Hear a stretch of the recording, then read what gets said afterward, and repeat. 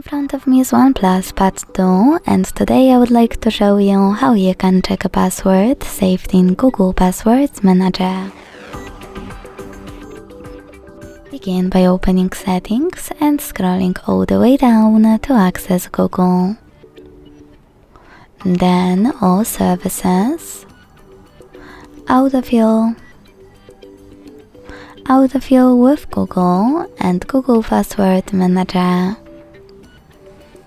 Now you need to tap on any password that you wish to check, enter your screen lock, and click on eye icon right next to your password to make it visible.